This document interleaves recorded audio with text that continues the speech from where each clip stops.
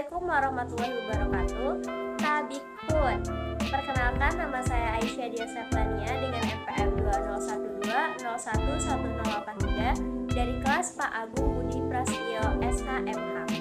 Di sini saya akan menjelaskan tentang permasalahan dan penegakan hukum tata ruang. Fenomena banjir merupakan salah satu permasalahan tata ruang yang ada di Indonesia, khususnya di ibu kota Jakarta. Fenomena banjir ini merupakan salah satu hambatan dalam pelaksanaan tata ruang di Indonesia, yaitu lemahnya koordinasi antar daerah dalam mengelola wilayah yang terpadu.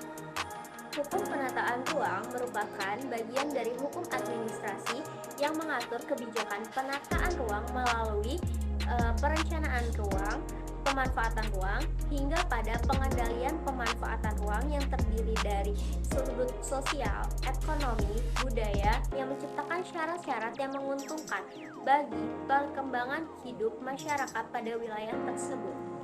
Penataan ruang tersebut adalah suatu sistem proses perencanaan, pemanfaatan ruang, serta pengendalian pemanfaatan ruang. Maka daripada itu, penataan ruang sangat diperlukan di Indonesia karena untuk menjaga keseimbangan antara ruang yang meliputi darat, laut, serta udara dengan kebutuhan akan ruang yang akan terus meningkat di setiap tahunnya atau di masa yang akan datang.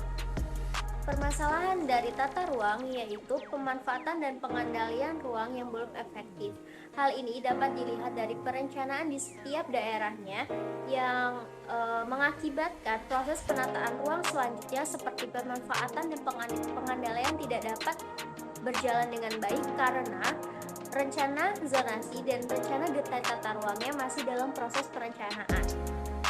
Yang kedua, permasalahannya yaitu lembaga penyelenggara penataan ruang yang belum aktif.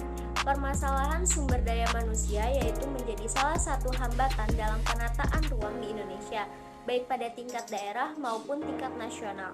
Beberapa permasalahan tata ruang di daerah ada yang tidak dapat ditangani pemerintah daerah sehingga harus ditangani langsung oleh pemerintah pusat. Kondisi ini tentunya sangat menghambat penyelenggaraan penataan ruang di Indonesia. Perbedaan kualitas sumber daya manusia di setiap daerah juga ternyata mempengaruhi tingginya variasi kualitas rencana tata ruang wilayahnya. Yang ketiga yaitu sistem informasi penunjang pembangunan belum optimum. Pada tingkat pengendalian ini, tentunya sistem informasi terpadu yang saling terintegrasi sangat diperlukan. Sistem informasi terpadu ini sebagai acuan dalam pemanfaatan dan pengendalian ruang. Yang keempat, permasalahannya dapat dilihat dari kesenjangan antar wilayah di Indonesia.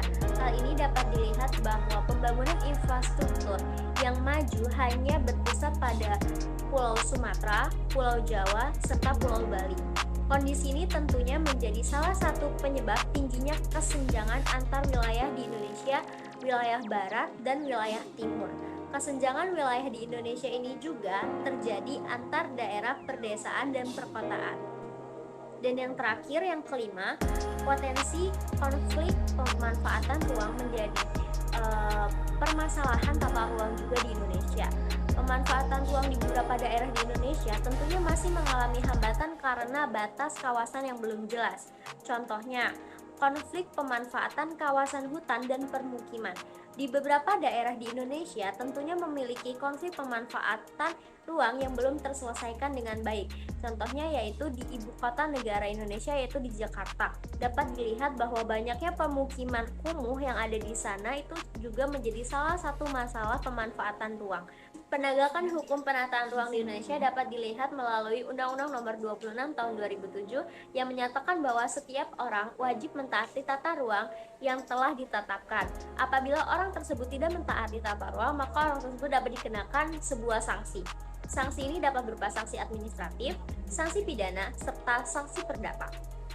Sanksi administratif ini bisa berupa peringatan tertulis atau pencabutan perizinan atau penggagalan perizinan, pembongkaran bangunan maupun yang lainnya. Aparat penegak hukum penataan ruang di Indonesia dibagi menjadi dua.